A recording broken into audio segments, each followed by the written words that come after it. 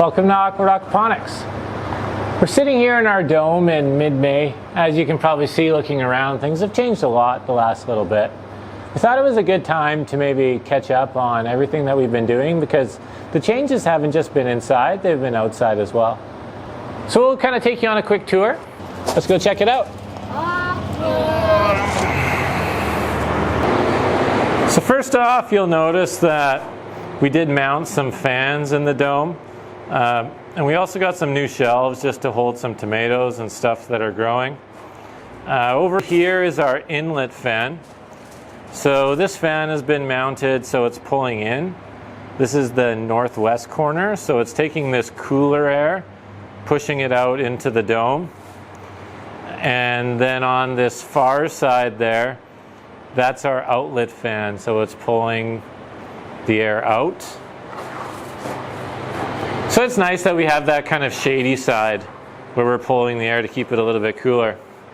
The other thing you'll notice is just today we put up this shade cloth. So we put it up on the outside, just trying to stop a lot of that heat from getting in on the first place, and it's actually made a ton of difference, especially because it's that evening sun, which we didn't really need.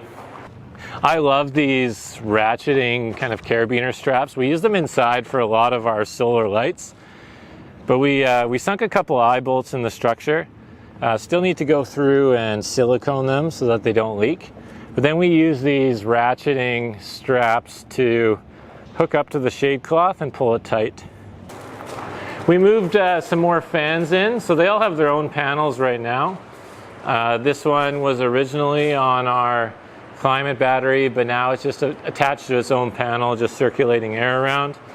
And we got another solar fan that we mounted to our climate battery, and that's operating on its own panel also.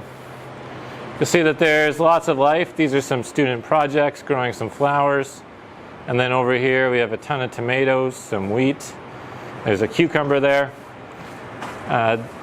These tomatoes are being grown by a community group, so we've been keeping them alive. Next week they're coming in and they're potting them up and taking them home. You'll see that they've kind of been ready for a while to go somewhere else, but they've been growing like crazy. And then we've also started to experiment with some different mulches to kind of see how that goes. And we were able to fill some of these raised beds. So there's some stuff planted here. So Jen Neufeld from Flowing Springs Permaculture and Soil Health, she helped run a free permaculture design course through our school. And from that we got some ideas for this space. You might remember that around here this was all previously just kind of sandy clay and rock. But thankfully we got a lot of help from Grays again. They came out, they helped us backfill this area to bring in some soil for the different sections, which we'll kind of talk about in a second. And then also to bring in this gravel for some of the other spots.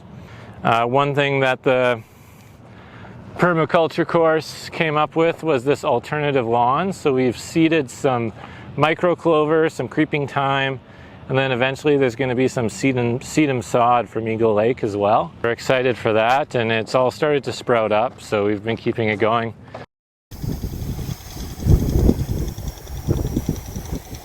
This space is going to be zero-escape, drought-tolerant plants.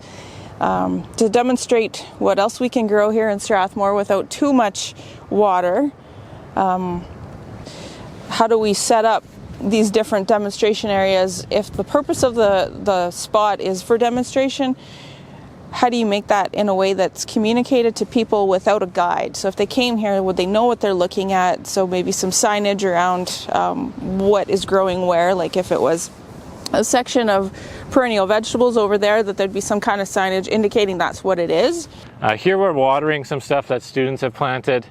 Students have already, we started to get plants from Wheatland Trees and Eagle Lake Nurseries and Wild About Flowers. It's a combination of plants, plugs, and then some stuff that myself and other teachers were able to divide in our backyards. Hit it with a bit of plant power from Eagle Lake Nurseries, and then we decided to mulch it with straw to both keep the moisture in, because we have a lot of heat coming here the next couple of weeks, and also the straw will break down a little bit quicker and become kind of part of our soil. And here we started to work on some perennial vegetables. So you can see there's some kind of onions in there, planted some walking onions. There's some horseradish, some strawberries that students kind of brought over from a different part of the school. The other thing that we got in is this post. So this is going to be our solar array. Students have worked on running conduit and running this solar cable into the greenhouse. Our solar system is going to feed into this cabinet that students cut up. This was donated by Fortis, and our fab kids did a good job cutting it up, turning it into our battery storage. We put a little bit of concrete backer board on the inside, and we still need to mount the inverter, get the batteries in there. But that's something that we continue to work on. Also, we were able to get this post in the ground. Professional hole diggers came out and helped us actually dig this hole.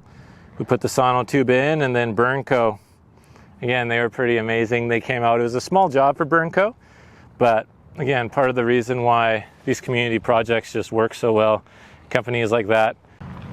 So that's kind of where the dome sits now. So that's just a quick little update on where we're at. As always, make sure you like, subscribe. Feel free to share kind of what we're doing with your friends. We have some other stuff coming, including this herb spiral behind me that some students built. We're actually going shopping tomorrow, and we're going to make a separate video about how they put it together and planted what where. And then we also have another group of students working on our solar array. So see you next time on Awkward Aquaponics. Awkward.